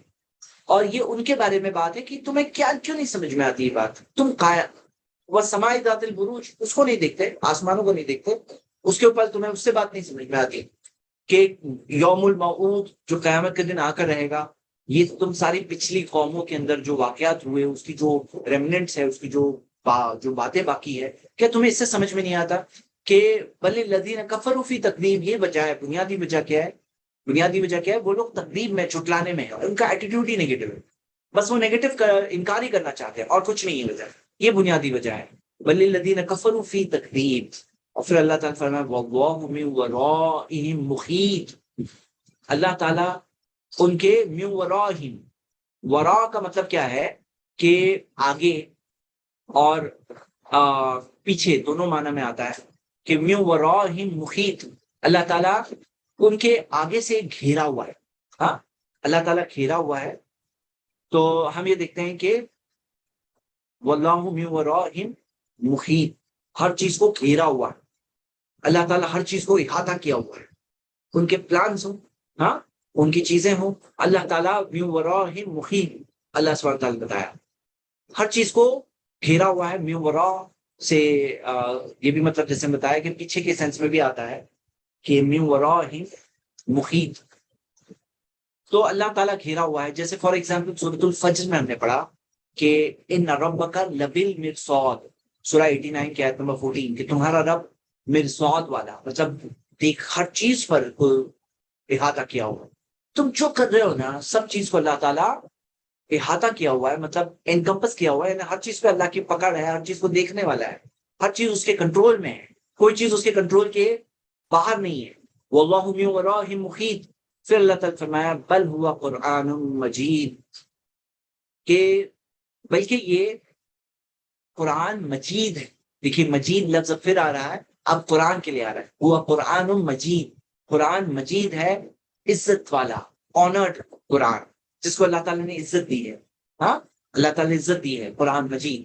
اور آپ غور کریے قرآن مجید، اس کا جو دیکھیے حفاظت کا جو انتظام ہے، ہاں وہ حفاظت کا انتظام کا ذکر اللہ تعالیٰ نے فرمایا فی لوح محفوظ. ہاں فی لوح محفوظ، جو لوح محفوظ میں اللہ تعالیٰ نے اس کی حفاظت کی ہے. تو قرآن کی حفاظت کہاں کہاں ہے، کیسے کیسے ہے؟ کہ قرآن جو آیا ہے یہ لوح محفوظ میں پوری طرح سے موجود ہے. پورا قرآن لوح محفوظ کہاں ہے؟ آسمانوں میں. وہ سماء ذات البروج، سما آسمان، بروج والا.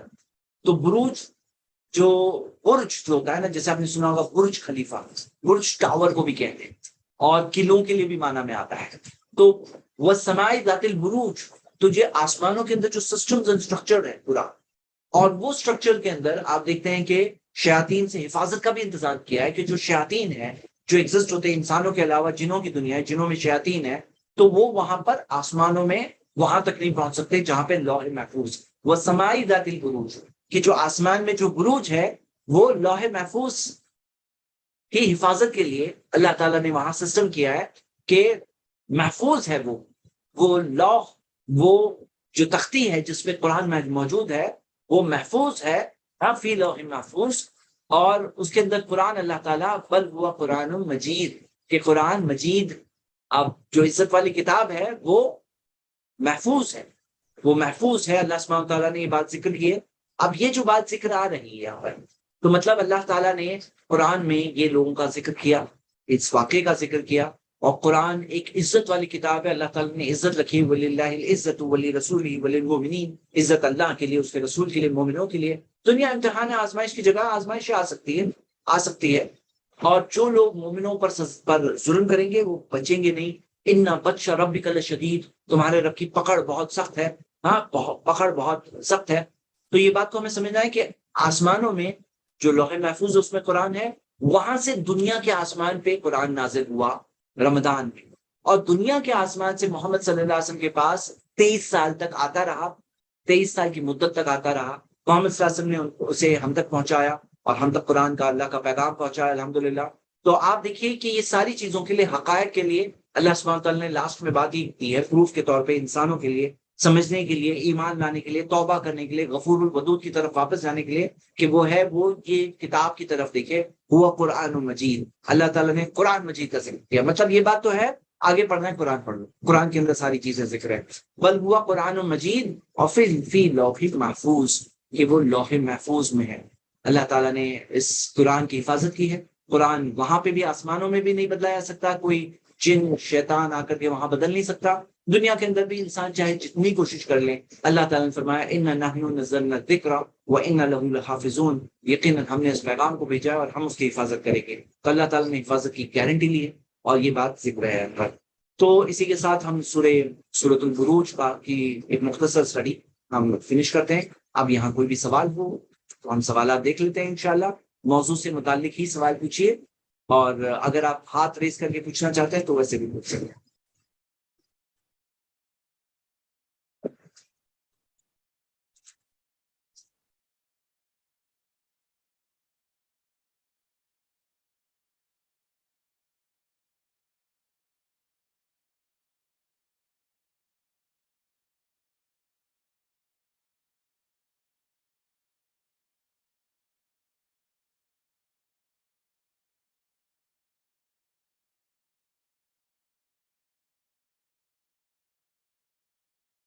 اوکے، چلیے ہم سوالات شروع کرتے ہیں.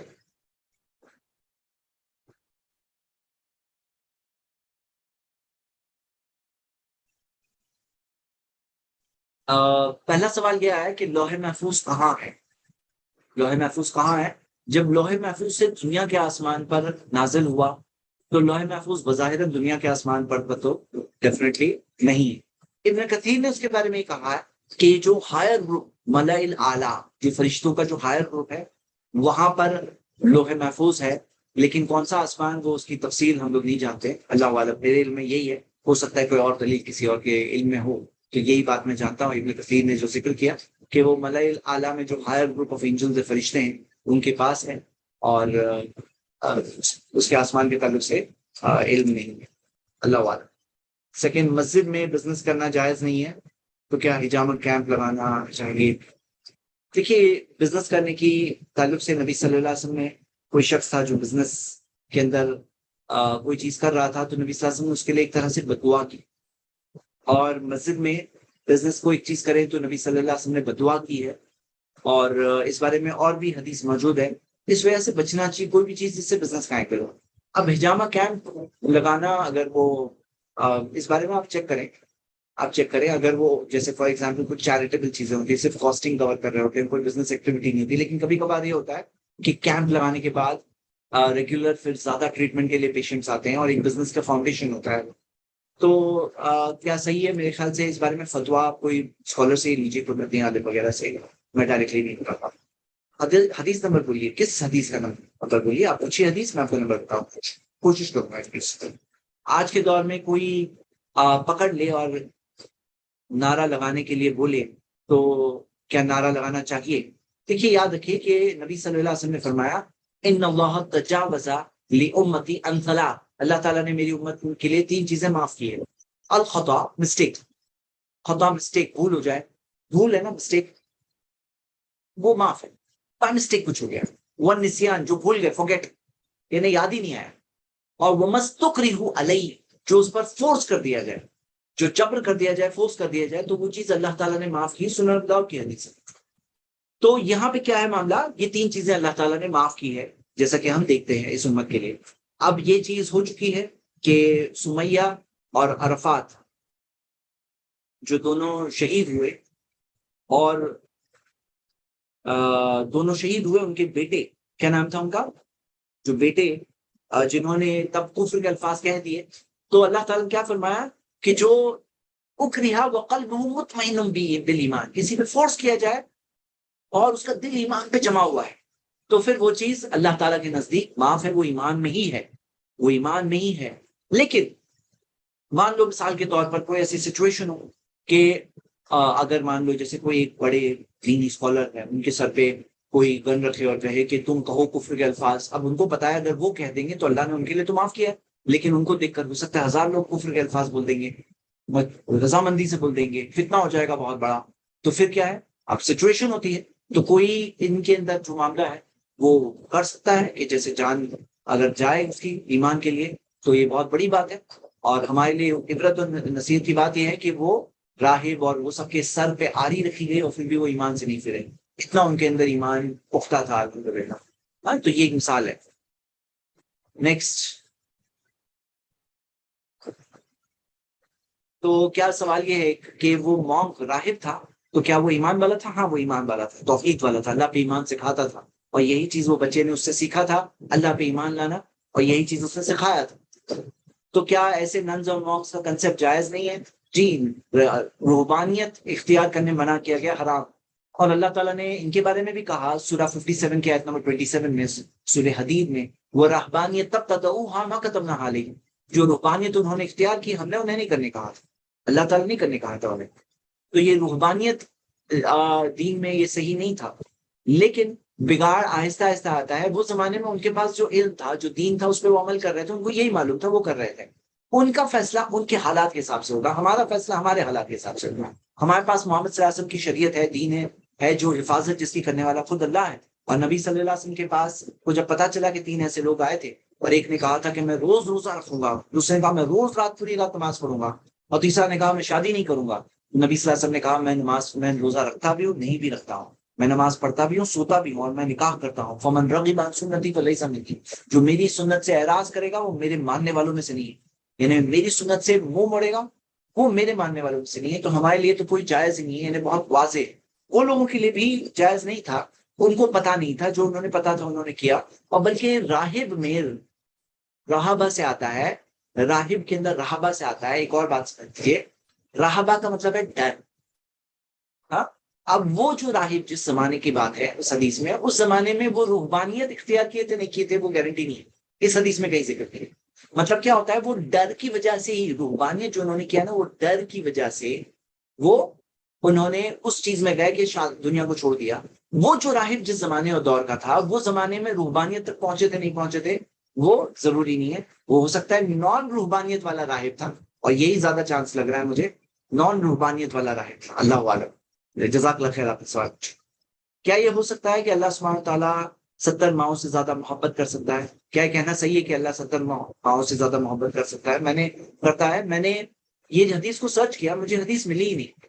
یہ حدیث ملی ہی نہیں مجھے 70 ماؤں سے زیادہ. ہاں یہ ملتا ہے کہ اللہ تعالیٰ نے اپنی رحمت کے 100 حصے کیے، وہ 100 حصوں میں سے ایک حصہ دنیا میں بھیجا، جس کی وجہ سے جو ساری مخلوق میں جو رحمت ہے ساری مخلوق میں، کہ ایک ماں کے دل میں جو بچے کے لیے رحمت ہوتی ہے، یا ایک جانور بھی اپنے بچوں کا کے اوپر ساتھ رحم کرتا ہے، وہ اس ایک حصے کی وجہ سے. اور باقی 99 حصے اللہ تعالیٰ نے اپنے مومن بندوں کے لیے آخرت کے لیے رکھا ہے. یہ حدیث ملتی ہے، لیکن 70 ماہ والی حدیث مجھے تو ملی نہیں، اور غالباً یہ اوتھینٹک حدیث نہیں ہے، یہ صحیح حدیث نہیں ہے، اور ایسی بات نہیں بولنا چاہیے. ویسے ایک اور بات ہے کہ 70 جو ہے عربی میں کثرت العدد کے لیے استعمال ہوتا ہے، یعنی 70 کا مطلب ضروری نہیں 70 یعنی بہت.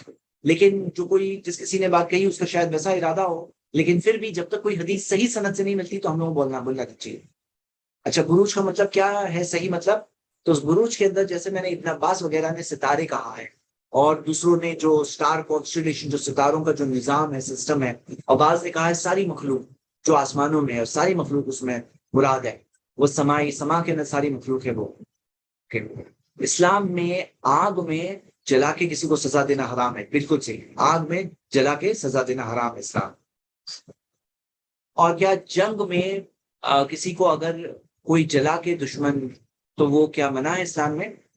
تو صحیح بخاری سے مسلم کی حدیث ہے. جی ہاں، اسلام میں آگ سے جلا کر مارنا حرام ہے، لیکن ایک قاعدہ ہے اخف الضررین. اگر دو نقصان ہو، دو نقصانوں میں چھوٹا نقصان لینا پڑتا ہے تاکہ بڑے نقصان سے بچیں، تو دو نقصان ہوتے ہیں. جیسے مثال کے طور پہ کوئی جنگ ہے، اسلام گائیڈ کرتا ہے مسلمانوں کو دنیا کے حالات کے لیے بھی، آخرت کے لیے بھی، اور دنیا کے اندر کوئی اگر انفرادی ہے، کوئی حکومت کر رہا ہے، سب کے لیے گائیڈنس ہے.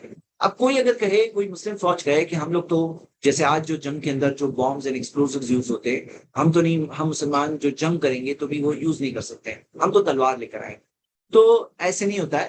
تو بڑے نقصان سے بچنے کے لیے کوئی چھوٹا نقصان جائز ہو تو وہ نقصان بھلے ہی مانا ہوا نقصان ہے. اگر ہمارے پاس چانس ہوتا تو جیسے آج نیوکلیر نان پرولیفریشن ٹریٹی ہوتی ہے، کہ جیسے نو فرسٹ یوز ٹریٹی وغیرہ ہوتی ہے، ایسے نو فرسٹ یوز اور ایکسپلوزیوز کی ٹریٹی ہونی چاہیے. ایسے ہم پریفر کرتے ہیں. لیکن اب یہ دیکھیں کہ کبھی ایک بڑے شر سے بچنے کے لیے ایک چھوٹا شر اختیار ہو، وہ مجبوری ہوتی ہے ان سے چوز حالات میں. اللہ نوز بیسٹ.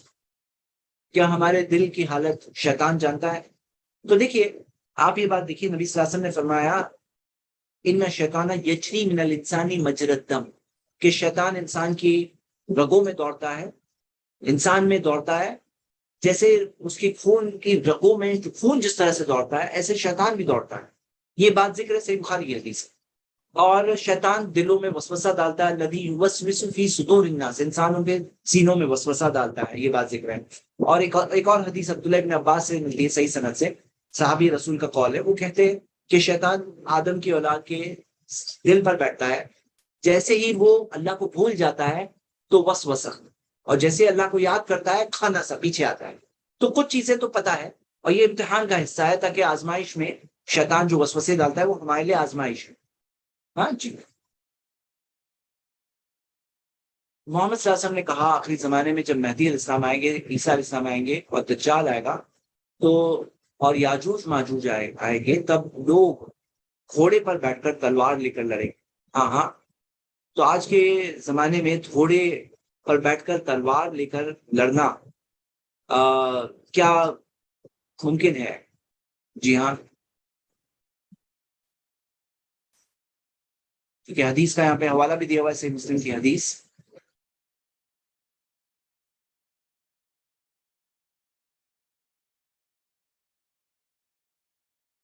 ٹھیک ہے. دیکھیے، جہاں تک یہ سوال ہے گھوڑے اور تلوار کی جو بات ہے، تو یہ بات کو سمجھنا چاہیے کہ زمانہ ابھی قیامت ابھی نہیں ہے. 2023 میں قیامت آئی ہے کیا؟ نہیں آئی، اس کے آنے میں وقت تھوڑا ہے. کئی نشانیاں آ چکی ہیں لیکن اور بڑی بڑی نشانیاں آنی باقی. کتنا ٹائم ہے اللہ بہتر جانتا ہے، کتنا ٹائم اور گزرے. کبھی کبھار ایسا ہوتا ہے جیسے کہ بعض لوگوں نے ایسا ڈپکٹ کیا ہے کہ مان لو کوئی نیوکلیئر وار ہو جائے بڑے پیمانے پہ، اور جو سویلائزیشن آج جہاں پہنچی ہے انسان کی سویلائزیشن ضروری نہیں ہمیشہ آگے ہی بڑھتی رہے گی. کبھی ایسا بھی ہوتا ہے پیچھے قدم چلے آتے ہیں، کبھی ایسا بھی ہوتا ہے کہ کچھ چیزیں بالکل بیکورڈ ہو جاتی ہے. ایسا بھی ہوتا ہے کبھی کبھار.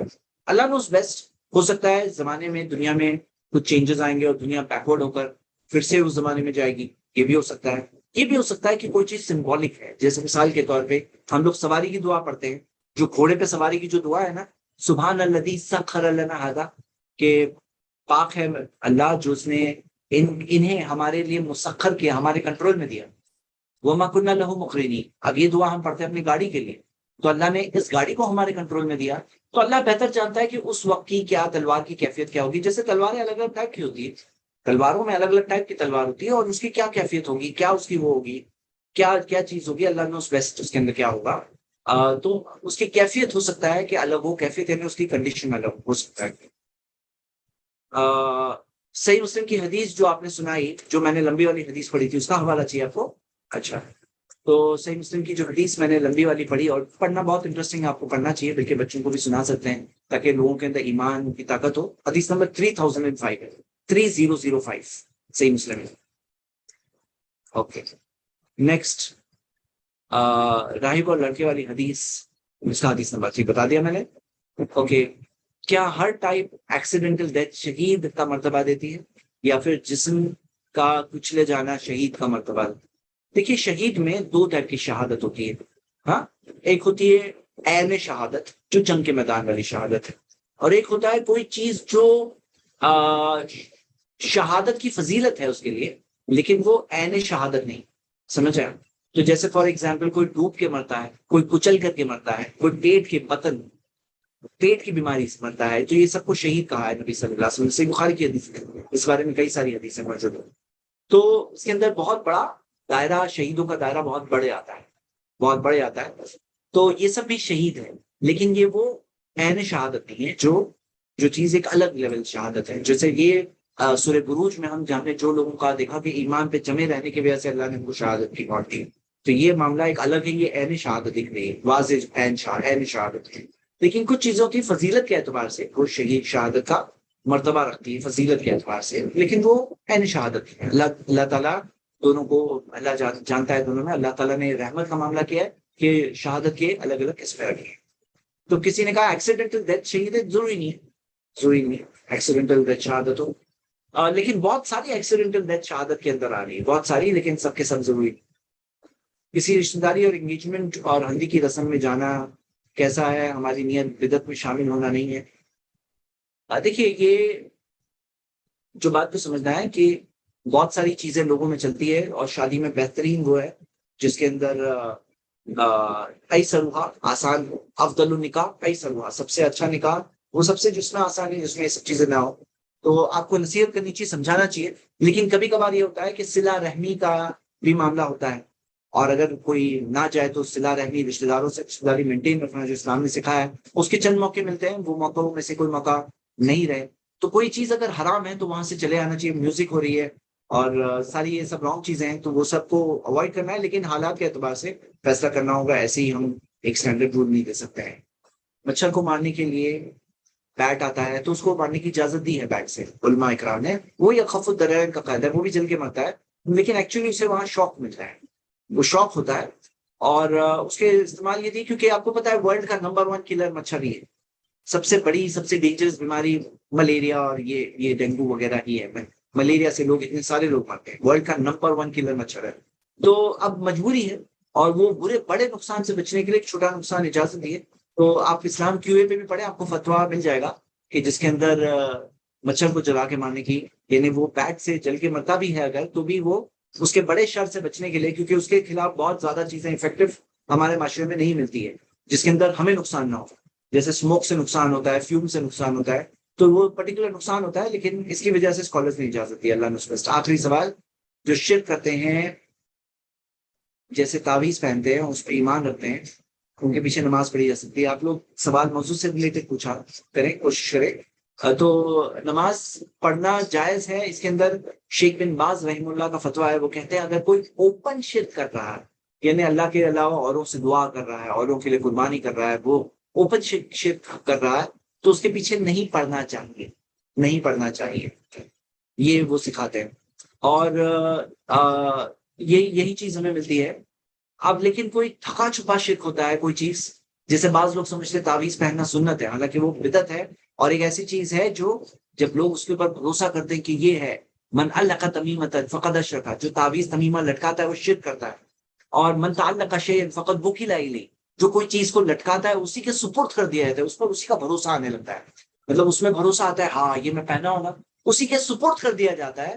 یعنی کہ اسی کے اوپر اس کا پھر بھروسہ ہو جاتا ہے. شروع میں پہنا ہے، اس کی وہ نیت نہیں ہو شاید، لیکن بعد میں پھر کسی کو بول دو کہ بھئی تعویذ نکال کے جاؤ، بولے نہیں راستے میں کچھ ہو جائے گا.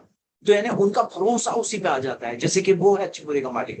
لیکن اچھے برے کا مالک اللہ ہے، وہ تعویذ کے ہاتھ میں 0%، کچھ بھی نہیں، اللہ ہی کے ہاتھ میں 100% ہے. تو یہ ایک ایسا شرک ہے جو کبھی کبھار کسی کے لیے ڈھکا ہوا شرک ہوتا ہے، شرک اصغر ہوتا ہے، اور پھر کسی کے لیے شرک اکبر بھی ہوتا ہے. نیت پہ ڈیپینڈ ہے. اور اسی وجہ سے تو حالات میں فرق کرنا ہوگا، اس میں ڈفرینشیٹ کرنا ہوگا. چلیے تو اسی کے ساتھ ہم آج کی کلاس ختم کرتے ہیں. سبحانک اللہم و بحمدک، واشہد ان لا الہ الا انت، استغفرک و اتوب الیک. السلام علیکم.